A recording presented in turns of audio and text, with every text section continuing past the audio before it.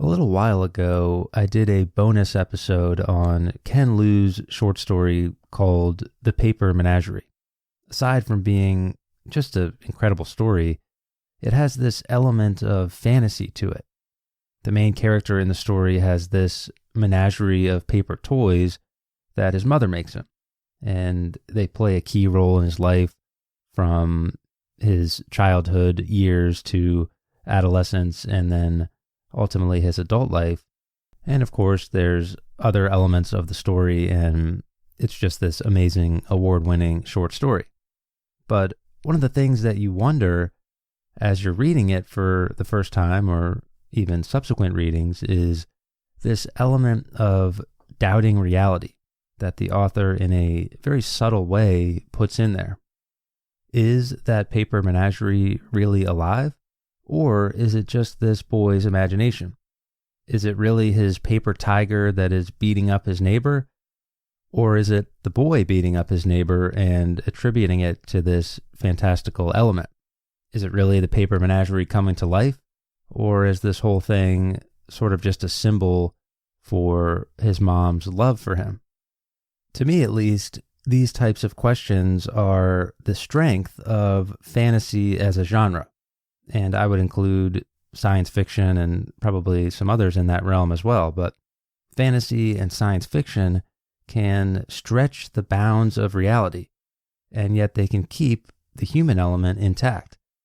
And this mix can tell us something about what it means to be alive and what it means to be living and breathing in ways that ordinary stories or just plain reality would really struggle to tell us, at least for the average person. You think back on fantasy stories that you've read, and it forces you to ask questions, and oftentimes those questions mirror questions that you ask yourself about your life or about human nature or about the way that different things are connected in your life. So thinking back on the Paper Menagerie, was the paper menagerie alive? Well, is love alive? Is family alive? Is memory alive? Is identity alive? Is fantasy alive?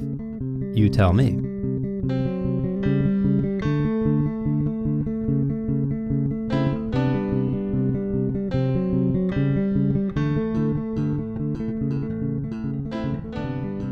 I think fantasy and science fiction are often overlooked and sometimes not taken seriously by a lot of people. One reason for this might be that fantasy is often contrasted with reality. In the sort of results-oriented, practical, data-driven world that we live in, the usefulness of fantasy can be called into question. On the surface, that kind of makes sense. In my view, these genres are about creating a unreliable or magical or futuristic or technological society. So in that sense, they are not as real as stories about the actual world. But I think the point of fantasy is that you are then inserting characters and plots that, even if not everybody is human, these characters and these plots in these incredible settings can tell us something interesting about the human condition. I do think that there's some inherent value of storytelling, and there's something just good about a story well told and that type of thing. But I also think that fantasy and science fiction can be incredibly useful in the real world. I think there's a lot of reasons for this, but one might be that fantasy often plays with moral dilemmas and thought experiments in a way that gets people to actually grapple with them. I think professors and teachers of philosophy have this problem, but I also think anyone who's just tried to explain a moral dilemma or a thought experiment to make a point runs into this problem all the time, where they try to get their students or the person they're talking to understand a deep thought experiment or a moral dilemma. For example, the famous trolley problem. There's 5 people tied down on the track, and the train is barreling out of control towards it. And you can pull a lever that would send the train onto a different track with only 1 person on it. Do you do it? Do you kill 1 to save 5? And when you ask this to people or students, a lot of students will just kind of look around and say, well, I would never be near a train, or I would save all of them, or I would jump in front of the train myself. Basically, they're sort of finding ways to avoid the question because they can't wrap their heads around this idea that it's not about reality, it's about exercising this thought experiment and seeing what the ramifications could and should be. So they tend to miss the point of the thought experiment because to them it's not practical or quote unquote real. But what fantasy can do in a sort of ironic way is it can make those situations feel real by attaching them to characters that you know and love. After reading Game of Thrones for hours or watching the show with your family for hours, when Daenerys Targaryen is making decisions to kill characters that you care about in order to save others that maybe you don't, you are feeling some of the weight of the trolley problem in a way that you wouldn't feel it in a sort of academic classroom or even discussion type of setting. So I think that fantasy can play with these moral dilemmas and thought experiments in a way that gets people to engage with them a little bit more seriously. And I think this brings us to another thing that I think fantasy and science fiction as genres do really well, which is help build empathetic people. George R.R. Martin said something once like, "The reader lives 1,000 lives. The man who doesn't read lives only one."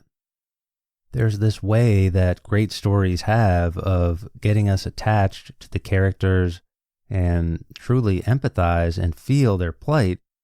As their highs and their lows go, so too our mood goes with it. So when they go through these psychological or philosophical trials and battles and demons, maybe we will have more empathy for the people around us going through similar battles, or the people across the world from us who are going through terrible things, and yet we sometimes overlook their plight. Sometimes it's hard to care in real life, but a story well told might be able to make somebody care, and that makes all the difference. Another way I think fantasy and in particular science fiction are useful is that they can do a move where a story might play something out to the logical extreme, which could be a useful thought experiment in and of itself. What would happen if you turned the dials and adjusted the components of society in just the right way, or just the wrong way? For example, what if you made something as horrible as war, instead of it being a tragedy, what if you made it a game and a competition? Boom, you have the Alethi in Brandon Sanderson's Stormlight Archive. And over the course of his books, you would see the logical conclusion of that way of thinking about that particular topic. How would that impact human nature? How would that impact society as a whole? How would it change people's moral compass? So you can see the results of these logical extremes, and you can see how those particular changes would shape us as people, at least potentially. What would happen if we turned up or down certain personality elements or characteristics and then applied it to entire races or groups of people? I think this applies to at least the beginnings of many fantasy stories, and something like The Lord of the Rings comes to mind for me at least. And speaking of different races and cultures, fantasy is useful in giving us a glimpse into people that might be different than us, cultures that might be different than ours. Comparing cultures across space and time is something that historians do, and it's something that authors do. And it's useful because it's a fun way to tell us something about what remains stable over time. and what endures about being human and being alive and being part of the world. I think sometimes just a little reminder that you are part of something bigger than yourself and your bubble can be powerful. There's that great moment in one of the Lord of the Rings movies where Treebeard, the leader of the race of trees, tells Merry, the hobbit, that the Ents can't help with the problems of the hobbit because it's not their war. Why would you help someone else so far away when it has nothing to do with you? And Merry just responds perfectly with something like, but you're a part of this world, aren't you? And that moment where Treebeard takes that in and registers what it means is, I think, a big moment in the movie and a big theme of what the Lord of the Rings is all about, at least to me. So fantasy can tell us something about ourselves. It can tell us about morality and culture and civilization and what it means to be part of something and all of these types of things. But I also think fantasy can function just as an escape. There's nothing wrong with just enjoying a story to enjoy it. No lessons, no profound insights, no productivity gained, no data to be logged in the algorithm of life. In some ways, it's similar to the way a child enjoys a great story. I think it's interesting that a lot of successful and smart and resilient people, when you ask about their childhood, a lot of them talk about how much they loved reading as a kid and how that got them through some dark and tough times. And I certainly wouldn't put myself in the realm of smart and successful and all that. But I think back on my childhood, and sometimes I think I didn't even realize it necessarily at the time, but I loved to read. I used to read these stupid mystery stories my mom gave me. I used to pull down every King Arthur book in the library and read through them. I don't even think I understood what was happening in those stories. I just knew I liked it, and I knew something was connecting with me. I used to love reading about sports and these larger-than-life characters going to battle with each other and coming out the other side better for it. And in some ways, these amazing sports figures were representative in a way of fantasy characters, in the way that they have their own backstories and battles and character flaws and tragedies and triumphs. Michael Jordan, Larry Bird, Magic Johnson, Bill Russell, Wilt Chamberlain. Reading about those figures and the things that they went through seemed to fit right into the stories and the narratives and the magic of fantasy. I remember getting into Harry Potter as a kid and, of course, growing up with it and that journey being special. And then I remember getting older in a way and not really reading as much and kind of losing whatever that was that I was connecting with. And then years later, getting it back again after all of that time felt like connecting with an old friend in a lot of ways. So I hope I made a case here for fantasy and for science fiction and for the importance of storytelling and connecting with something outside of yourself. But I think really nobody has said it better than George R.R. Martin himself, one of the great fantasy writers. And I'm going to read something he wrote from a little mini essay introduction type of thing that he did years ago for a book. But in this quote, he talks about fantasy and what it means to him. And like I said before, I think in so many ways, it really just says it all.